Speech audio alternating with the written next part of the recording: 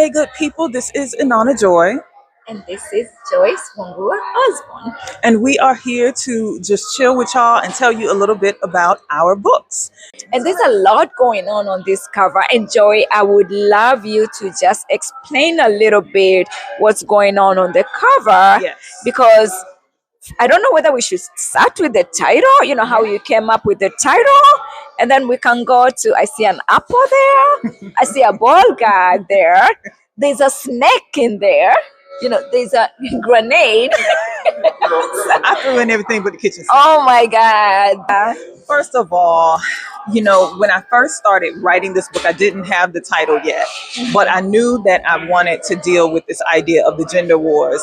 There's so much content out there right now. And I believe, you know, maybe my conspiratorial mind gets to turning a little too much. And I start to feel like some of this content is pushed to us to keep us divided. This divide and conquer tactic has been used all around the world between so many different groups of people to keep people distracted with, you know, the things that don't really matter in life, so that we don't actually come together and create a better world. When you say the things that don't really matter, like, can you give us an example? Yes. So primarily it's the struggle for power.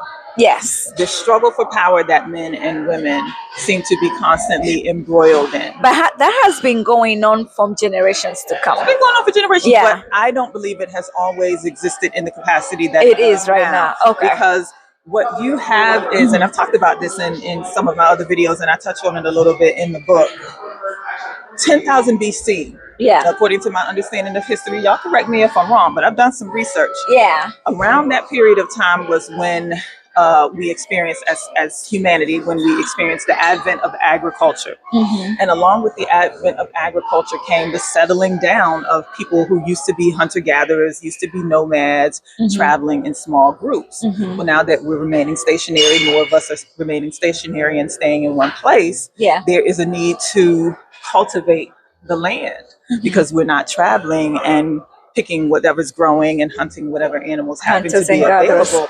We now have to farm. Yeah. With farming comes the idea of ownership. Yes. The ownership of land and the ownership of people to help you work that land. Yes. And what do we do with the things that we've accumulated during our life? We don't want to just lose it. We want to hand it down to the next generation. So marriage was invented partly as a way to help wealthy folks ensure that they were handing down their wealth to the right people.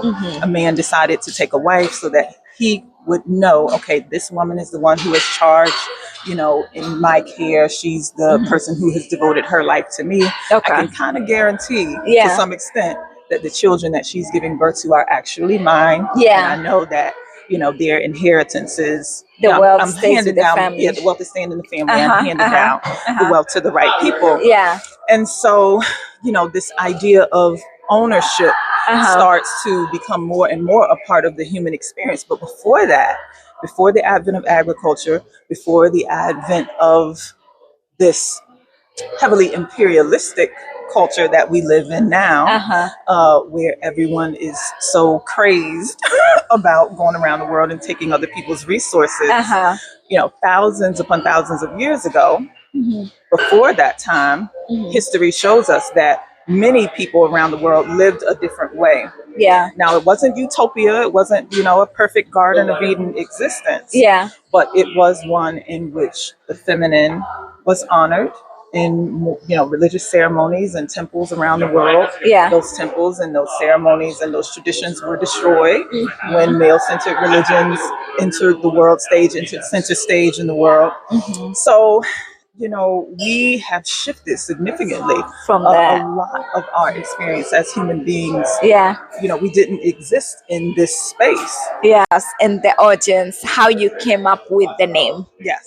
So the reason why I came up with the name Fun Submission is because right now in our current culture, you know, if you're observing a lot of the content online, a lot of the content the algorithm is pushing to us, you're noticing that there is a resurgence in traditional marriage advocacy, trad wife advocacy. And I think that what we all need to do is take a good look at what submission really means. Yes. One of the things that I have mentioned in other videos and in the book is that you can't have submission without domination. Okay. And can you really have love within a framework of domination? Okay. So that's why I say this idea of submission is it's been worn out already. And I think that we've already seen how much harm that it can do. I think that it's time for both men and women to evolve and elevate to a new way of dealing with one another that does not require domination and submission. But when you say fuck submission, like a lot of people might assume that you are against submission, like, you know, women submitting to men. Is that what this means, or could you just explain a little bit further what you really mean? Because someone else, you know, when you say fuck this, you mean you don't care about this. Get it out of here. Yeah. So yeah, could you just clarify that Yes. to us, please? So there are some women out there who enjoy being in a submissive role in a relationship. And submission can mean different things to different people. Okay. For some women, it means just, I'm going to let him be the leader. I'm going to let him have the last word in the relationship. Yeah. I'm going to, you know, allow him to be the head of the household, you know, things like that. Yeah. But we also know that life is nuanced and everything is not always black and white. Yeah. And there are plenty of times where even a so-called submissive woman within a household and within a marriage, she's making decisions. She's having to do things, you know, on her own because maybe the man is at work or he's, you know, sometimes he's not always available to make every decision or to do everything. Yeah. And so for those people for whom submission is fine, Yeah. that's fine. Yeah. But we have a major problem that exists with the divorce rate and with toxic relationships, you know, bursting at the seams. Yeah. People are yearning for a new way for men and women to relate to one another that does not require one person to Submitting. put their light under a barrel, Yeah. as, you know, so to Yeah. speak. Because Yeah. that in a lot of ways is what some men think of as submission is you take a back seat to me. Yeah. And what is that if it's not dimming your light? If you are a person who has God-given intellect, Yeah. who has the ability to think critically, who Yeah. has the ability to manage finances or the household or whatever, who has the ability to build a multi-million-dollar business or to do all of these things that in some spaces aren't considered to be feminine or submissive, are you supposed to just not use the gifts that you've been given? No, yeah, I agree. And I think at the end of the day is two people agreeing on what does this really mean to us. Right. What does submission mean to both of both of you? You know, for some people it's different things for different people, and it works differently for different couples. You know, like you say, there are also men who like to submit to their women. You know, so yeah, but thanks for clarifying that. Now, could you please explain this cover? Because we have a lot going on in this book. Yes. And, so I was very inspired by the late author and social critic Bell Hooks. She did a trilogy, and actually she did maybe 2 other books outside of her main trilogy where she talked about love. She talked about this idea that you cannot build full and complete love within a model that requires one person to dominate and the other to submit. You might get some care and some nurturing, but you will not get the full expansive love that humans are capable of in a model of domination. Yeah. So I pulled some of my symbols that are on the cover of this book from the idea of domination and submission. One, if you can see, well, I'll post also a picture of the cover, book that you know is a little bit clearer. But if you notice over the letters C and K, there's a ball gag. Yeah. Because tell us about that. because you know, if you're familiar with BDSM play, you know what a ball gag is. But the idea is that this model of domination and submission that so many people are trying to operate within silences the person who's in the submissive role to a large extent. Like I said, it puts them in a place where they have to, like I said, put their light under a barrel, sit back, be the be good quiet, girl, don't say anything, agree with me. Exactly, the dominant person gets the last make word. all the decisions. Like you're not gifted. You know, like you say, like you don't have brains of your own.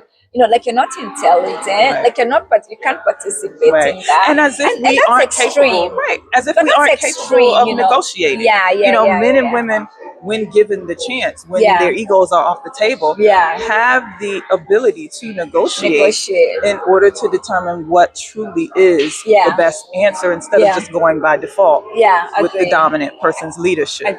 So it's about, let's get rid of the silencing devices.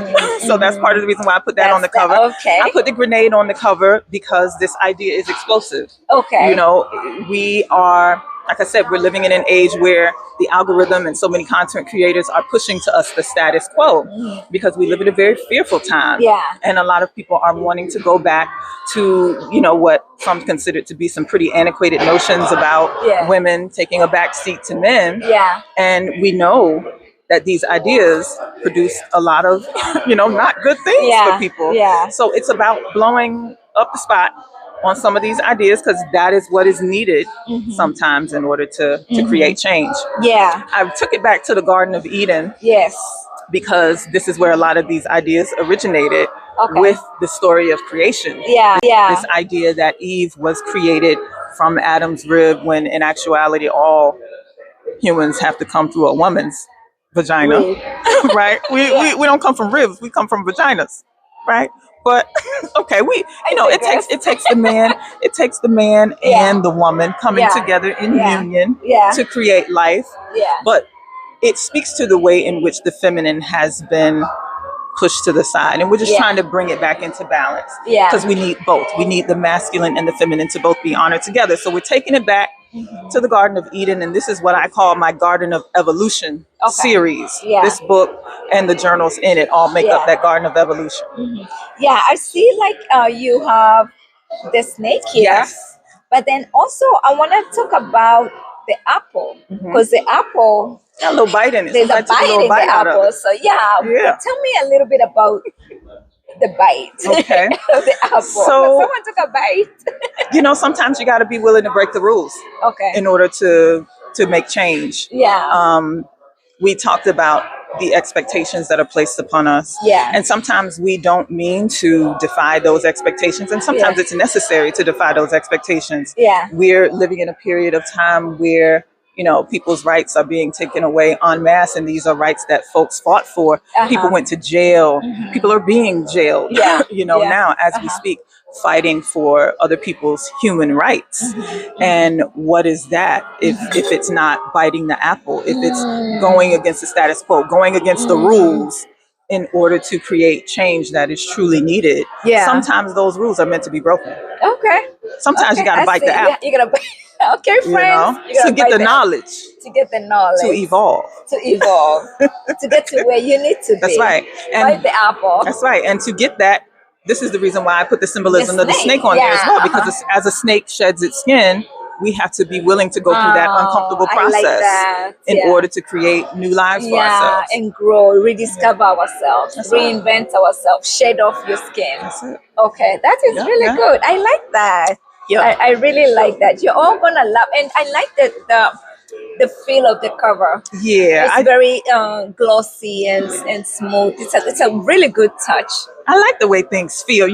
My novels, I gave them a matte finish. Because it was just a different experience that I wanted people to have. Tell us about your novels. At least give us the titles of your novels so our viewers can know about your novels. Now, my novels are going to be taken out of print soon because I wrote these things like over a decade ago. So there's some tweaking that you learn. You've been writing for a while.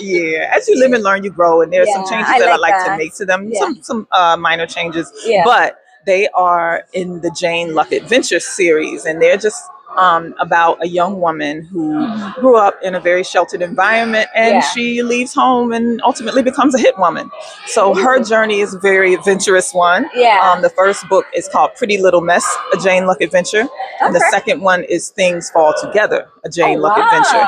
So ultimately, I'd like to make a third book to make it a trilogy, but that's still in the works. No, that's impressive. That's impressive. Wow, let's move on here. I wanted to read a statement on your book that I felt like it's a very bold statement. that you make, and just for you to share a little bit more about it, and just give us more perspective from it. But you write, marriage was never designed for love, and the structure of traditional long-term relationship is rooted in exploitation. That is a very, very bold statement. That's history. But can you just pick a little bit why you feel like our long-term relationship is rooted on exploitation? Yes. Yeah. So, first of all, I want to say this is not to say that love cannot be present in marriage or long-term relationships. It absolutely can. But the idea of love is being retrofitted on something that was originally created for economic stability, as we talked about. Yeah. This idea of exploitation comes into play because many of us understand that for a long time, until very recently, women were considered to be property in marriage. They did not have agency. They could not even choose their husbands. They were sold into marriage, and in many cases by their parents. Even women who were royalty, didn't get to choose who they would marry and who they would not. And this is still happening in a lot of parts of the world. Because the idea of marriage is an economic one first in a lot of cases. Yeah, okay, I can see that. Yeah, but I thought that was really good. I do like here where you say most of all, we must give up the fight against each other. So that's bringing unity. We don't need to fight for power. We need to partnership and work together. Right. And male or female. Right. Yeah. And this is one thing that some people might think is a little bit Pollyannish or naive to assume that we can get rid of the gender wars altogether, or that we can completely get rid of the power struggle that exists between men and women. We're never going to completely eradicate that. But there is a critical mass of people on this planet right now who understand that it's time to evolve beyond that. Yeah. Yeah, no, I agree. Well, thank you for that. Now, I just want to dig in the book. Okay, girl, I had some questions from this book. This is a really good read. First, I want to let you know that I love the print. Guys, the print of this book I don't know if you can see this. Can you see? Like, I think it's 12 font. I think it might be Palatino Lino type. I think is the font, and I think it's 11. So I tried to choose one of the most readable fonts at a nice size. It's very readable. Yeah. And one thing I learned, and I see you did that, is you don't have the white paper on. I learned that from my book, because my book has like the white paper. But I learned that the off-white is best. Yeah, it's easy on the eye. So I'm gonna be making some changes. But you did that with your book. I thought that was. Thank you for pointing that out. Yeah. No, it's a really easy read.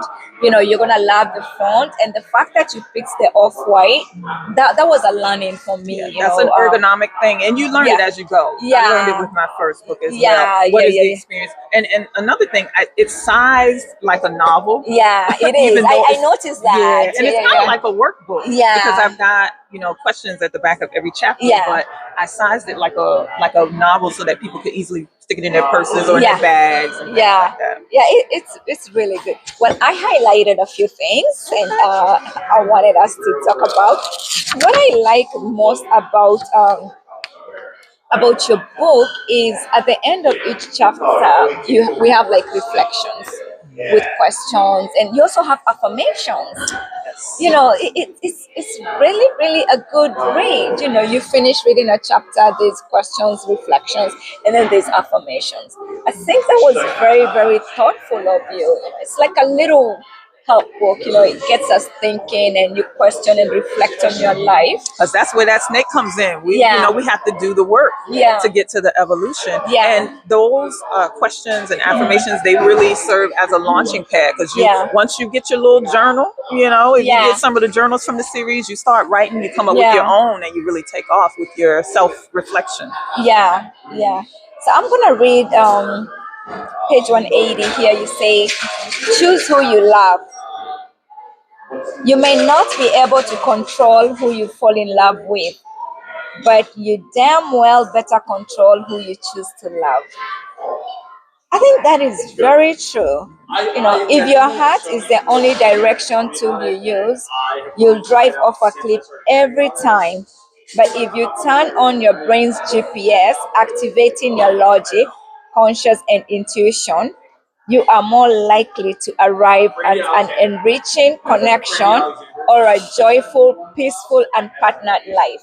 Now, do you feel like because this is really good, and I like the way you touch on it's like logic over emotions. And one of the things I learned is we don't want to lose our emotions, Yeah. but we You don't. gotta balance. You have to be able to balance your logic and your emotions. When you're making decisions, you have to don't let your emotions overpower your logic. But sometimes when you're falling in love, you the logic goes off the window. And so much of our social messaging tells us that, Yeah. you prepare for so many of these other milestones in Yeah. life. You plan meticulously for your education, for your career, for your homeownership, getting The a car, checkbox. all these things. Yeah. But your heart is just supposed to float off into the ethers when you choose someone to be with. Yeah. No, you have to rein that in. Yeah. You do value your emotions and your heart, but you also use your brain. Yeah, but you do say here you either get an enriching connection or a joyful, peaceful, and partnered life. Like, do you, when you say a joyful, peaceful, and partnered life, I don't think everyone who's unpartnered is joyful and peaceful. There are some people who are unpartnered and they're jaded and they're mean and they're bitter. So like right here when I read it, it's almost sending a message to me like these are your only two options, and they all sound very good. Look, you're either gonna have a connection, or you're gonna be joyful, peaceful, and unpartnered. But hey, there's some middle ground in between. But it's about your choices, right? Yeah. If you're doing the work, and if you get to a place of balance, whatever that place of balance is for you. Yeah. If you truly want to have a partnership that is healthy, you can have that with someone else who has also done the work and is healthy. Yeah. If you truly don't want to be in a long-term partnership or in a marriage, that is a valid life experience as well. Yeah. And you can release any, bitterness or guilt or shame around that, because a lot of shame is placed on people who choose not to marry, in some communities, in some environments. But, it is possible to live at peace. It is as possible. A single person, and you choose to and do the work. And you do the work. Yeah. Now, my definition of single is simply unmarried. So to some people, single means celibate. To some people, single means I'm dating, but I'm just not settling down. Yeah. And to some people, single means unmarried. So it can it can have different meanings, but whatever you choose on the spectrum, let's shoot for healthy. Let's shoot for healthy, and also like not having those expectations from the pressures from the community, because I do have friends who don't have children, but then there's always the pressure of, when are you gonna get a child? Never. I don't want to have a child. Those are responsibilities I don't want to have. And isn't it a blessing when somebody can figure that out before they bring life into the world? I don't want that. That's not for me. You should be celebrating those people. But I feel like the community shames them, like finds them as selfish. What do you mean you don't want to pour into another human being? The world is well overpopulated. I don't think we need to be fruitful and multiply quite as much at this point. Now is the time when humanity needs to take a collective break from dating and reflect.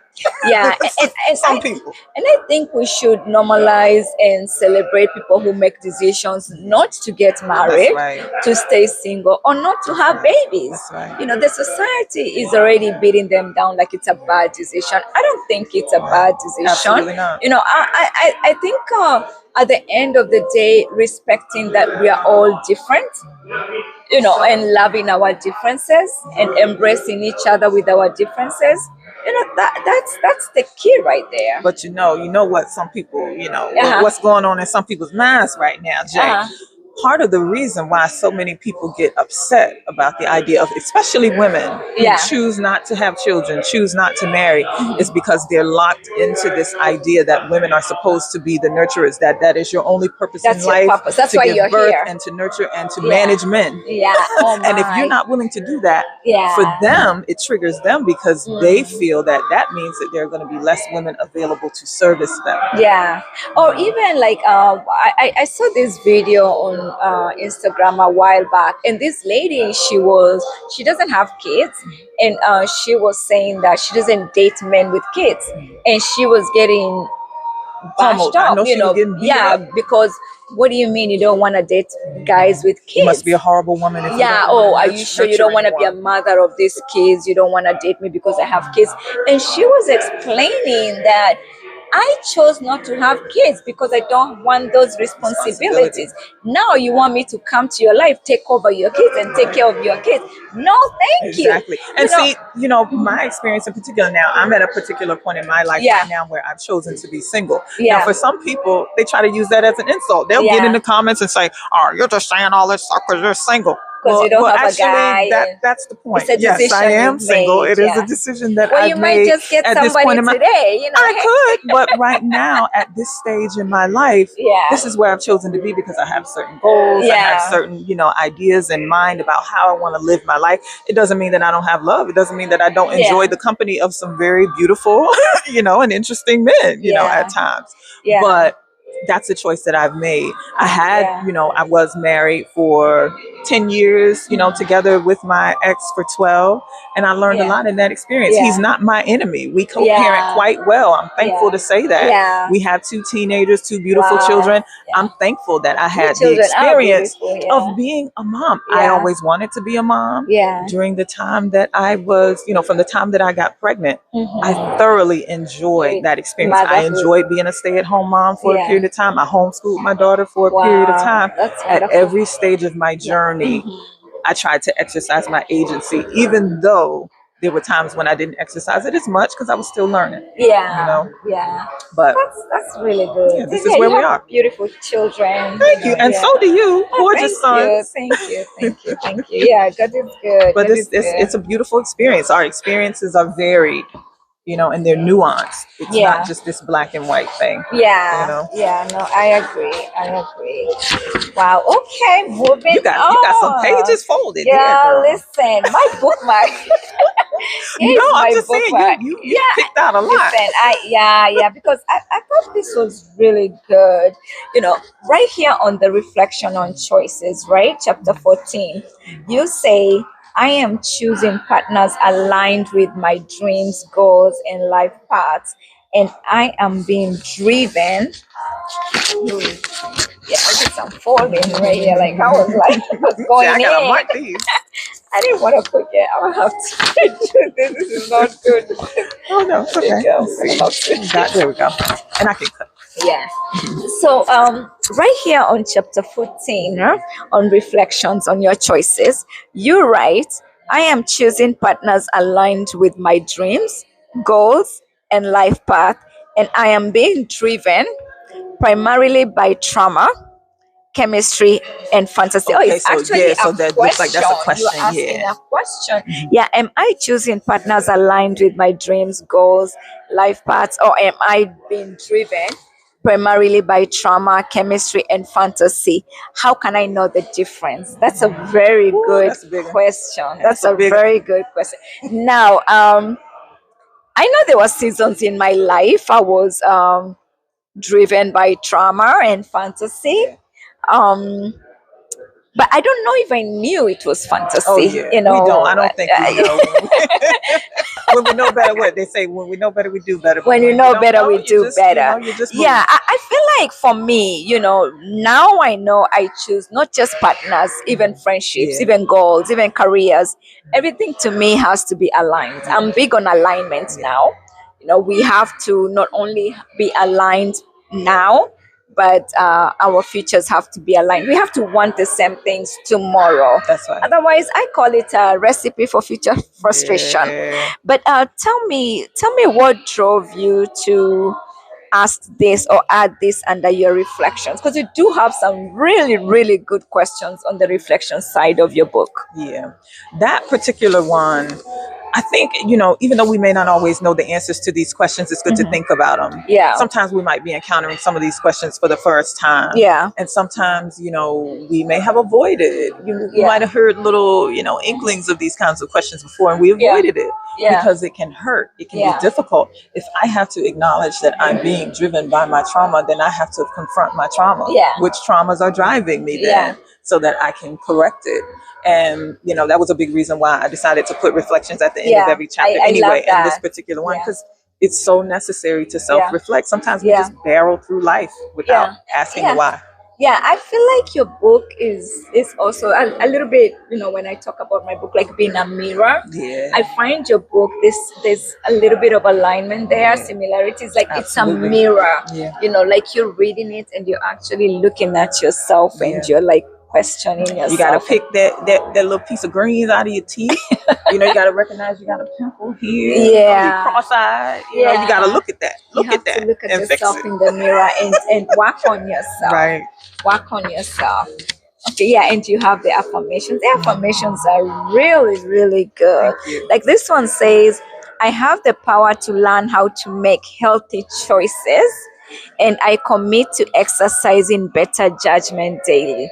It's really, really good. All of this ties into that just own you philosophy that I created, Joy. It is a joy once you make it through the process of self-reflection and you're able to, accomplish a new learning or a new habit. Yeah. Because you've applied the tools. Yeah. Yeah. Chapter 15 is a little bit of what we touched on, singleness, and singleness is a gift. Yeah. Now you enjoy your single years. It's a gift. You get to achieve a lot when you're single, yeah. But we still love our gentlemen. We have room for love for the right person. Yeah. But chapter 15 says your singleness and your decision to be child free. We touched a little bit about this. Where the society, when you make a decision to be single or child free, you're looked at like, hey, it's a problem. Or wait, you're selfish. What do you mean you don't want to get a child? Or you want to just spend your money on yourself and you don't want to, sometimes I look at it as some of the narratives, that were told to us for years. So it's like ingrained in our brains. And if we are not careful, we have to question those narratives. Is it a fact or is it an opinion? And is it sometimes other people's own projection? Yes, on you. Because the fact that you are self-aware enough and you're patient enough with yourself and you're bold enough to live this way in the world, whereas some other people might have done it, but they were too cowardly to do the self-reflection or to go against the grain. Sometimes that's a projection of their own resentment, that they didn't make the same choices. Yeah, that's true. And sometimes you just never know. Someone could be going through some health reasons, health issues, and that's why they don't have a child. But you want to jump in and be judgmental, and it's just unnecessary. I think we should embrace being kinder and more gentle with each other. That's right, because there's many ways that a person can live their life. Yeah, and respect that. I was looking at a quote. I can't remember the exact quote right now, but basically the gist of it says that nature is constantly, nature is replete with variety. Nature is constantly creating variety and creativity and flowers with millions of different types of flowers and species of animals in the world. And we try to take 8 billion people and funnel them into one path. Yeah, I know. Just a handful of ideas. I know. How foolish is that? And we limit ourselves as a collective and individually when we do that. Nature shows us the perfect example of why variety is important. Yeah, variety is important. It's a beautiful thing, So we can live our lives different ways. Differently, and just respect that and embrace that and celebrate each other, be gentle and be more kind to each other. That's right. Yeah. So before I dive in other question, my last question here from the book is, you write, marriage is for men, divorce is for women. Ooh. That's bold a heading. Statement. That's a heading in one of your chapters here. Then I'm just gonna read a little bit of a part of this. You say married men generally live longer and enjoy a better quality life than their single counterparts. They often have supportive partners who give up or delay career advancement to raise kids, provide free emotional labor, serve as unpaid personal assistants while they build businesses, and even coax them into going to the doctor and taking better care of their health. Plenty of men don't fear marriage at all. They view it as an asset, and that's exactly what it is designed to be for them, especially when it involves a certain kind of a woman. Now, please explain this to us a little bit in details, because I think that's a very bold statement, saying marriage is for men and divorce is for women. What did you mean by that? Yeah. Well, I started out that section talking about how a lot of times in movies and, and just conversations about marriage, we have this idea sometimes that men are running from commitment. Yeah. That's not always true. There are a lot of men out there who recognize the value in commitment. marriage Yeah. because women are groomed to serve in Yeah. marriage. In Now, not nature. every woman out there is, Yeah. that way. Yeah. But for the most part, men expect to go into a marriage and to receive certain services from women. And the statistics show that men who are married tend to live longer than their single That is counterparts. true. They Yeah. have a better quality They're of life happier.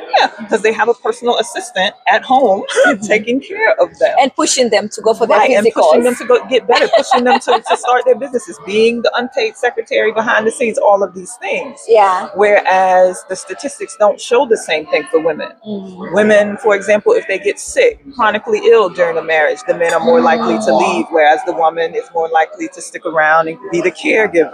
In a lot of ways, marriage is a liability, as in the same way that sex is often a liability for women, whereas it's something that men tend to gain a lot more from. A woman is giving a lot when they become intimate Taking with more a risk. man. The Taking risk many more is risks. higher for a woman than it is for a man when a woman is intimate Right. with a man. Right. And I mean, you think about first of all, the susceptibility to STIs, the potential for pregnancy, the emotional attachments that women often, have in those instances, and the ways in which we just have to manage our hygiene. Yeah. Just It's a to lot. be able to manage To be with regular, this, gentleman. intimacy. Yeah. So, in these ways, sex and marriage, long-term relationships are a liability that weigh heavy on women. Yeah.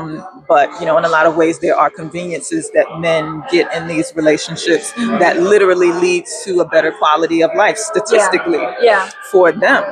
Yeah, but when you say divorce is for women, what do you mean by that? So because of this, most divorces are initiated by women. I don't want to misquote the statistics.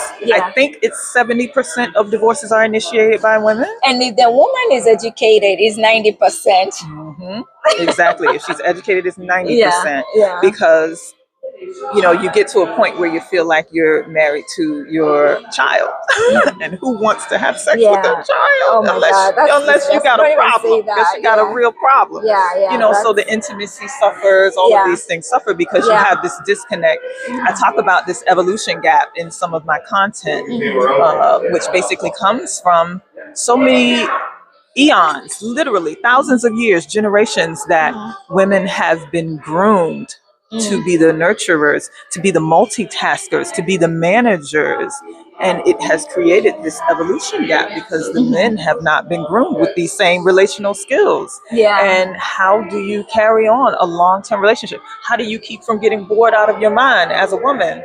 How do you not end up feeling, emasculated as a man in a relationship like that? Okay. Yeah, thanks for explaining that. Now, I wrote a few of my own questions, not from the book, but just after reading your book. And it's a really, really good read. I'm so proud of you. Congratulations. Thank you so much. This is gonna do very well, very, very well. Yes. But now I wrote a few questions because your book it's very intriguing.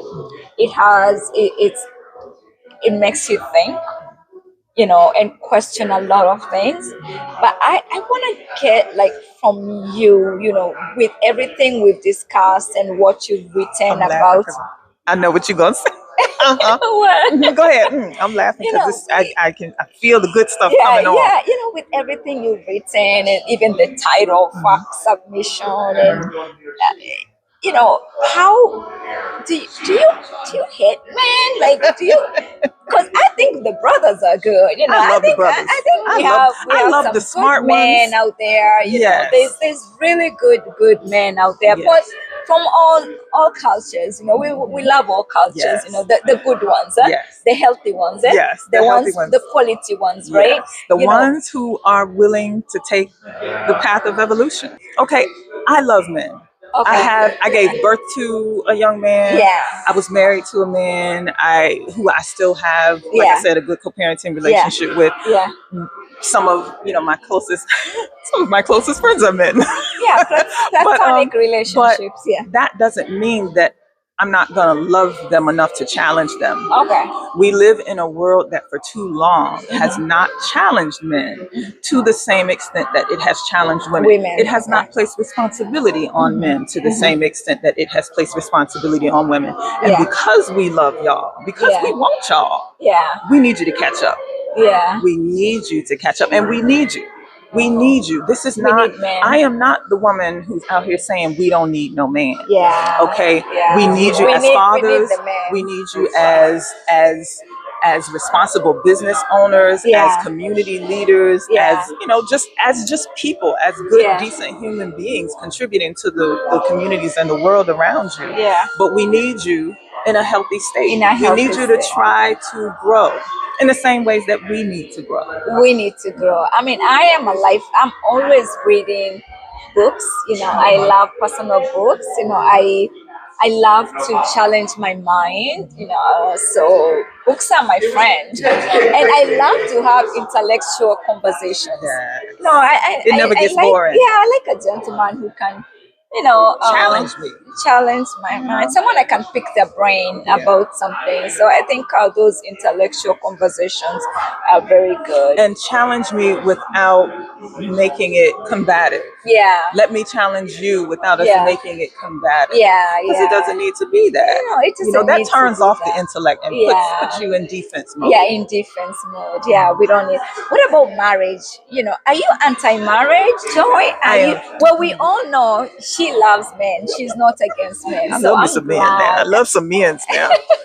Y'all don't know. So I'm glad you made that clear, because I was starting to get confused. Hey. I'm reading this book. I'm like, Because I don't pull no punches. I don't pull, but it's because of that very reason that I do love them, that I challenge them so strongly that's good. in the book. That's I good. challenge You're women an too. intelligent woman. Oh, girl. She's Great minds think alike. Birds of a feather. To flock together. So tell me about your take on marriage. You mentioned you were married for 10 years. You got divorced. Now, did that experience make you feel some sort of way about marriage, or are you still for marriage, or are you anti-marriage? I am absolutely for marriage, and I'm Okay. for long-term partnership. I do not believe that marriage should be the default goal for everyone. Okay. I definitely don't believe that traditional marriage should be the default goal for everyone. We talked about 8 billion plus people on the planet. We don't all have to do love the same way. We don't all have to do commitment the same way. Yeah. What my marriage taught me was that going into that kind of arrangement without examining the reason why we were doing it, and without examining what our expectations were around what the workloads would be, all of those kinds of things colored our relationship. And it got to a point where it was too rotten to salvage. And I couldn't salvage it myself. I would still be married today if I felt like I had a true partner who was interested in doing the work with me. Because that's so important. Oftentimes, I think a lot of times men acquire a wife because they're taught to acquire a wife, but they're not taught to be husbands. And does the man that you're getting with really desire to be a husband, or does he just want to acquire a wife? Yes, and that's a really good point, because even sometimes, like in the dating game, someone wants a girlfriend, but they're not ready to be a partner. They want the boyfriend. conveniences. You want a wife, but the real question is, are you ready to be a husband? And the question for the lady is, are you don't say you want a husband, say I'm ready to be a wife, so that's a good point. Yeah, that's a really really Because good point. unfortunately, just one more thing about that. Yeah, That idea of possessiveness still comes into it. There are a lot of men out there who truly love as much as they have the capacity to love the yeah, women that they're marrying. yeah. But at the foundation of what they believe marriage to be, they still see her to an extent as a possession, as a servant, as someone who is, they're the head over. Not So a she is partner. not a partner. Okay. Tell me this.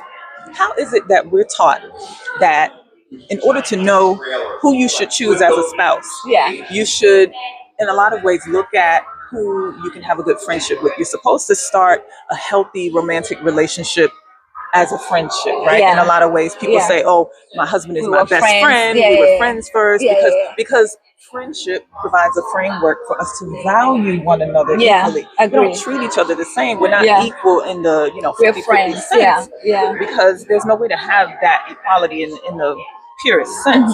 But you have equal respect for each Yeah, other. for each You have other. equal value for each other. Yeah. And there's an exchange of intellect and all of these things that intimacy can grow on. You can't really have that long-term relationship until you have that friendship, because Yeah. now you have a foundation with a friendship. Yeah, But yeah. how are you telling me that we're supposed to be friends, Yeah. but he's supposed to be my dominator as well? Yeah. You can't be Yeah. my friend and my dominator. No, not at the same time. You can't have both at the same time. Not at the same time. Yeah. Now, my final question to you is: tell us why you wrote the book. Why Pack Submission? Ending Gender Wars for Good. So now that you know that I don't hate men and I'm not Yes, anti-partnership, I'm not yeah, anti-marriage, Yeah, that's good. I wrote the book first and foremost because there are a slew of relationship coaches out there. And first of all, I don't consider myself a relationship coach. I'm just somebody who's sharing what I've learned. Yeah. There's a lot of relationship coaches and people in this space of sharing content about love and marriage and relationships who are peddling the same old stuff. Woman, this is how you be your most feminine self. Men, this is how you be your most masculine self. Let's everyone put on our mask and put on the best performance that we can put on, Yeah. so that we can keep perpetuating these antiquated, Yeah. dead ideas that have gotten us to this high divorce rate Yeah. and this, Yeah. jacked up love situation that we have, these battle of the sexes. Yeah. I wanted to create a book that would encourage people to take off the mask. Not Yeah. everybody, Yeah. but the people who are tired of the bullshit. Yeah. The people who are sick of the games. Yeah. The people who may have played the femininity Olympics and And the it didn't work. masculinity Olympics, and or they just got tired of having to be in performance mode Yeah. all the time. Yeah. Those people who have grown up and come to an understanding that, I can experience partnership outside of that framework. Yeah. I can experience a full life Yeah. outside of that framework. Yeah. And, we're on that frontier. Yeah. Yeah. So that was one reason why I wrote it. Uh-huh. I also wrote it because, I encounter some gentlemen in particular. I have a friend of mine who challenges me about this sometimes. And sometimes randos, like to pop up in my comments. And the first thing they want to say is, "Oh, you're just saying this or that. You're just touching on these topics, or you just wrote this book because you're hurt." Well, who better than someone who has been through experienced the it fire and healed? Exactly, and Yeah. healed to Yeah. talk about it. Yeah. This is not, if anyone who actually takes the time to read it and Yeah. understand what I'm saying, Yeah. who doesn't get triggered, Yeah. He's a huge person. Yeah. that person can understand Yeah. that They're this, healed. Yeah. this is an examination of Yeah. my own shortcomings Yeah. and my own negative experiences and some of the positive Yeah. experiences that I've had, so Yeah. that I can contribute to a solution. Yeah. Yeah. I wanted to contribute to a solution. Oh, this is really good. Don't forget to like, follow, and share. Yes, and comment. Keep And the conversation comments. going. Yeah. We love the comments. Absolutely. It's been amazing just Yes. having this conversation with you Fantastic. and hanging with you and just getting to know you as the woman you are, very intelligent. I've achieved a lot, great mom, and having you as my friend, just having you as a friend, it's I'm very, very good. I gotta I'm tell so you, grateful yeah, for you as well. yeah. I mean, who knew that I- this would be the result? This and more would be the This result and of more. your book launch. Yeah, from my book launch. And when she came for my book launch, she didn't even know me. But I'm telling you guys, like what you do unto others, you're doing unto yourself. You know, when you pour into others, you're pouring into yourself. You know, she came to support me for my book launch and she didn't even know me. And now we've just have this friendship. You know, we have so aligned in different things. We are both dancers, we're both writers, and you know, We got, it's you know, amazing we when have to keep when this it's, community going. but when I feel like when you're aligned, everything is easy. Yeah. It flows smoothly. flows. Everything just flows smoothly. There's no pull and push. Absolutely. You know, so to all our fans out there, you know, our followers, keep commenting, keep liking and sharing, and you know, we see you and we appreciate Thank you so much. We really do. And you know, share our videos and tell your friends to like, and that's how you can best support us. Absolutely. This is And how if you can have best any support us. questions, Yes. you know, if you have any questions about what it's like to write a book, Yes. to self-publish a book, to plan a book launch, let us know. Let us know. Let us know if you would like us to do a video about the process of producing and you know the business side. The of being business an side. author. And also, if you've read our books and there's a topic or there's a chapter you want us to discuss, you know, let us know and we'll hop in and we'll zoom in on that chapter. We'll answer your questions and, you know, we'll just have a discussion. We'll talk. We'll have a conversation. Right, friends? Yeah, I call them friends. Yeah. Thank you so you much for guys. watching. Yeah. Thank you for following. Thank you for all your support. Everybody who has been a new follower on my social media and on my YouTube page. Yeah. Let's do that push to 1,000. Yeah, I think I'm ready to really push it, y'all. Tell your friends, let your people know. Yeah. Just follow, share, like. Thank you so us, much. and thanks for your time. Bye for now. This meal here. It can get controversial and you know, it can get under some people's skin. Yeah, you got Now, something for them?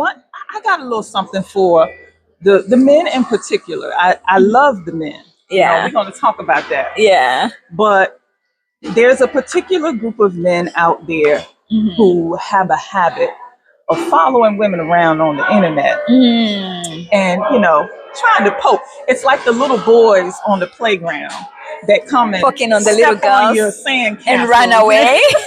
Try to jump in your little game when you're jumping. You know, they just want some attention. And so when the trolls come along and they want attention, the man babies. I have a little something for them. I got a nice little squeaky toy. You know, I got a nice little squeaky toy for the man babies, and I got a cute little pacifier. Okay. This little pacifier has the baby Lion King on it, if you can see that. Yeah. You know, baby Lion King. You know, they want to grow up to be big, strong men one day. One day. And then I have a little Minnie Mouse Binky for the maybes. Now the maybes are the man babies who, you know, they might be men, they might not be. That's why we don't know. But we got something for them too. And what I like to do is I just put them in the nursery. Okay. They're making a little too much noise. But when that started happening to me, I was like, okay, now I'm cooking. Yeah. So y'all keep on coming. Yeah. You know, but the ones that's got something positive to say as well, like you said, like, share, comment, keep the conversation going, even if you don't agree always with what we have to say, because that's how we make progress. Yeah. We have to use what I call that intellectual sieve to weed out the bad ideas and get to the best ones. I agree. You know, may the best ideas win. I know. And the babies stay in the nursery. I know.